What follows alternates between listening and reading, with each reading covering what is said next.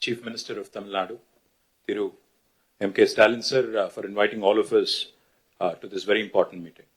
Honorable Chief Minister of Kerala, Shri Pinarayi Vijayan sir, Honorable Chief Minister of Telangana, Revanth Reddy Garu, Honorable Chief Minister of Punjab, Shri Bhagwan Singh Manji, Honorable former Chief Minister of Odisha, Shri Naveen Patnaik ji, my brother and Deputy Chief Minister of Tamil Nadu, Shri Udayanidhi Stalin ji, Deputy Chief Minister of Karnataka, Shri D.K. Shivkumar ji, and to all the representatives of various political parties from across India, I sincerely thank you for joining this very important meeting. I come from Telangana and I represent the Bharat Rashtra Samiti, which has led a movement for 14 years for the formation of Telangana under the leadership of our leader, Shri K. Chandrasekhar Rao. When Mr. Vijayan spoke about tyranny of majority, sir, we understand what exactly it means to come out of a larger setup and create a small state. We fought against Delhi, and we fought against the forces for about 14 years to achieve our dream. A long fraught battle it was. We of course draw a lot of inspiration from the people of Tamil Nadu on how to preserve our identity and fight for our rights in a federal setup, because the whole Dravidian movement is a beacon of light for all of us across the country in terms of fighting for our rights and fighting for our spirit. We, of course, also are aware that the 5 South Indian states are at the receiving end, as was enunciated by Shri Vijayan ji, Shri Revanth Reddy ji, and also eloquently by D.K. Shivkumar ji, of the union government's policies. Despite demonstrating robust growth across sectors, these states have been victims of apathy and discrimination. Let me remind all of us, we live in the world's largest democracy, India. But democracy should not become a mobocracy. We cannot let numbers dictate terms. We cannot let numbers dictate policies. While any true federal government would incentivize high-performing states, we have a dispensation today in India that rewards laggards and penalizes achievers. South Indian states, we all know, have been pioneers in administration, in education, in economic production, yet we are penalized with reduced political power. This is not just an imbalance, but it is a political and fiscal centralization that is looming large. History will not forgive us if we do not speak up, because this is the time I think we have to unite. We have to fight against this fundamental inequity. We also need to remember those who have contributed significantly cannot be penalized, cannot be discriminated against. Despite contributing to 36% of India's GDP from the 5 southern states, we are receiving smaller share of central resources, which is also raising a huge concern on fiscal centralization. Delimitation will also create a situation where fiscal resources will also be centralized, much to the chagrin, much to the detriment of South Indian states. If we allow this to continue, I fear that as South Indian leaders, we will be doing a great disservice to our future generations. So history will not forgive us, let me repeat, if we do not speak up now. Discrimination against the South is not a new phenomenon. However, it has reached an alarming proportions in the last 1 decade. From forcible imposition of Hindi to projects like bullet trains only being confined to the northern part of India, union government's initiatives are clearly discriminating against the southern states. To make matters worse, the BJP-led union government is now attempting to implement delimitation on basis of population, adding insult to injury. I'd like to begin by quoting a renowned jurist who once famously said, "A true federation does not allow any region to dominate another, nor does it permit the dilution of democratic representation based on transient factors." So if Lok Sabha seats are increased on population basis, it could prove detrimental not just to South India, but also to our friends from Punjab. If not approached cautiously, if not approached with utmost caution, this could impact India's federal balance and heighten regional disparities. We all are Indians first, and then I think we have sub-regional identities, and we cannot have that be challenged. India is not a collection of administrative units. It is a pluralistic, ethno-linguistic union of states, where unlike any homogeneous composition like China or Russia, we certainly are not against money being given to lagging states or backward regions. But the fact is, we are not against money of central government going to some states, but we are against hegemony. We are against this superior feeling that, one region is above another. As we are all aware, as was mentioned by all the leaders here, the freeze on seat allocation happened in 1971 after the census. Then the South India effectively started controlling population. Of course, we all know the story. Now today, we are about 24%, as was pointed out by Telangana CM. But North, the percentage of population has increased, and my brother gave a very nice presentation on what will happen if we go on with a population basis. The only point I would like to make here, if seats are redistributed purely on pro rata population basis, states that have failed to control population will be rewarded, as was put eloquently by Vijayan sir. This is a perverse reward for somebody who has not performed and for somebody who has diligently followed the guidelines of Government of India. Punishing us with reduced representation is certainly discriminatory. India's democracy must be built on progress, governance and economic contribution, not just population. A fair system should reward progress and encourage development in lagging regions.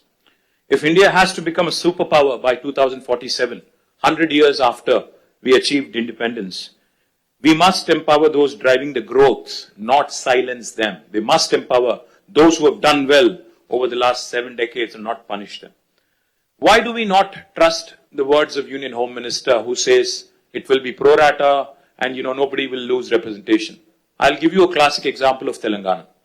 When the new state of Telangana was formed in 2014, we were given a promise in the State Reorganization Commission that the delimitation exercise will be taken up in both Telangana and Andhra Pradesh, and the number of seats in Telangana would be raised, MLA seats, that is, assembly seats, from 119 to 153 in Telangana, from 175 to 225 in Andhra. 11 years since then, and it's an act of the parliament, but no action has been initiated because it is inconvenient for BJP to increase the seats. Where it is convenient for them in Jammu and Kashmir and Assam, they've gone ahead and conducted delimitation. Where it is inconvenient for them in Andhra and Telangana, they've kept it aside. Why do we not trust them? Because, their action, their history speaks otherwise. Today, the union government has indulged in cesses. They've come out with cesses, a formula which basically deprives the states of devolution, of a rightful share in devolution. It's a constitutional right. Therefore, we have apprehensions. Therefore, we have a lot of doubts about the center's intentions. But I also would like to propose a few possible suggestions towards solutions. If the central government is determined to proceed with delimitation, I think as Stalin sir put it, fair delimitation is the ask.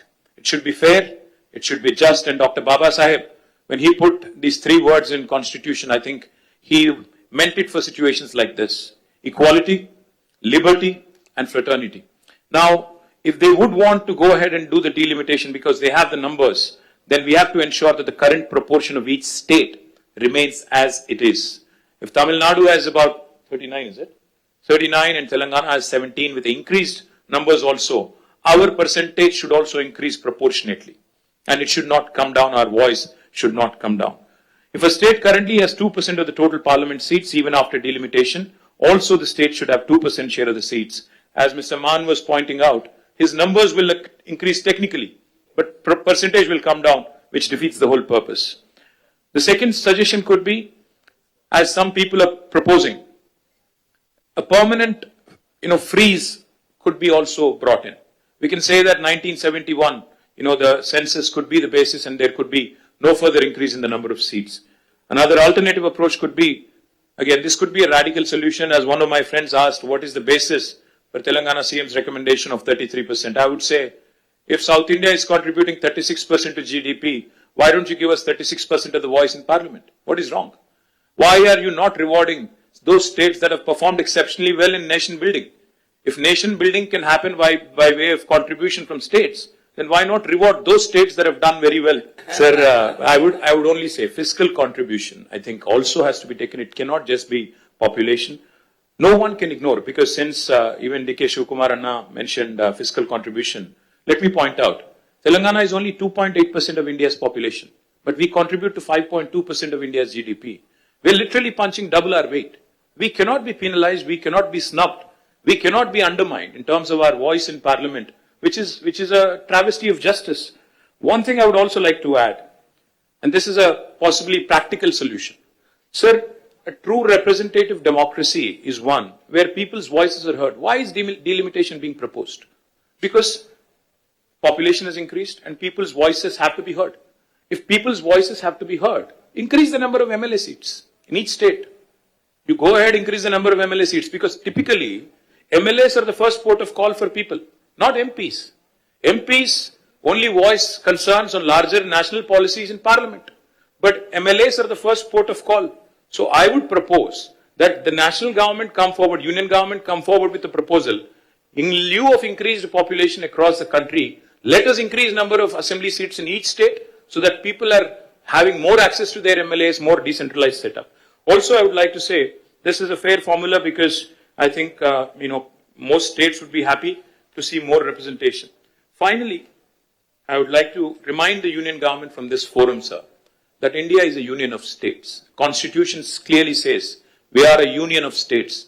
We are, like Pinarayi Vijayan sir said, federalism is not a gift. It is our right. So let us remind union government that our founding fathers stitched this great country together with immense grit, determination and tenacity. They understood that India is one of the most diverse nations on this planet and therefore thoughtfully incorporated essential concessions and guarantees into our constitution to build a strong foundation of mutual trust. Sadly, that very foundation is now being shaken by the current regime in New Delhi. Political representation for states in the Lok Sabha is a crucial and a very deeply emotive issue. The union government cannot be callous. They must not take any hasty steps without broad and inclusive consultations involving the people, political parties, state governments, independent activists, people's organizations, and civil society groups as well. India has just completed 75 years of its existence. Our national leadership should strive to heal the old wounds rather than create new ones. Union government should act like a big brother, not big boss. As a renowned scholar and statesman once said, the federal structure of India must ensure that no state, however small or large, it could be Manipur or it could be Uttar Pradesh, feels neglected in governance. Finally, cooperative federalism will make India stronger. Stronger the states, stronger the country. Cooperative federalism will make India stronger, not coercive federalism. Jai Telangana, Jai Hind. Thank you, Stalin sir.